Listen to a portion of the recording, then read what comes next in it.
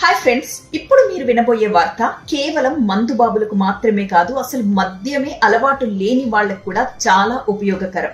ఈ వీడియో మొత్తం చూడండి. కేరళలో జరిగింది ఈ వింత ఘటన. కేఎస్ఆర్టీసీ డ్రైవర్స్ కి వాళ్ళు బస్ తీసే ముందు బ్రీత్ అనలైజర్ టెస్టులు చేస్తారు అధికారులు.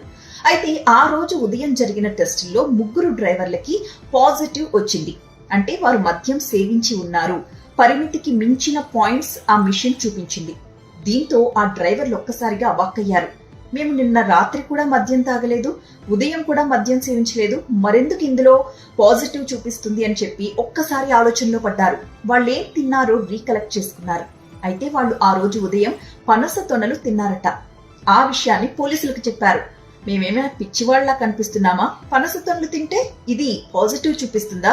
పనస తొనలు మద్యం ఒకటేనా అని చెప్పి వాదించసాగారు పోలీసులు. అలాగే వీళ్లు కూడా పట్టిన పట్టు విడవకుండా ఎలా కేసు పెడతారు, మేము అసలు మద్యం తాగలేదంటే తాగలేదు అని చెప్పి మొండి పట్టుకుని కూర్చున్నారు అక్కడే. ఇక ఏం చేయాలో అర్థం కాక పోలీసులు తలలు పట్టుకుని ఒక ఐడియా ఆలోచించారు. అదేంటి అంటే, ఇవే టెస్టుల్లో అంతకుముందు ఇంకొంతమంది డ్రైవర్స్ కి టెస్ట్ చేస్తున్నారు కదా, వాళ్ళలో కొంతమందికి నెగిటివ్ వచ్చిన వాళ్ళని తీసుకొచ్చి ఈ పనస తొనలు తినిపించారు. తిన్నాక ఒక అరగంట తర్వాత టెస్ట్ చేసి చూస్తే ఇంకే ఉంది, వాళ్ళకు కూడా పాజిటివ్ వచ్చింది.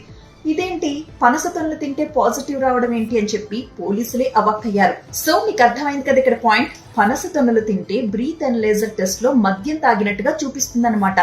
సో గుర్తుపెట్టుకోండి, కార్ డ్రైవ్ చేసే ముందు పనస తొనలు ఎట్టి పరిస్థితుల్లో తినద్దు.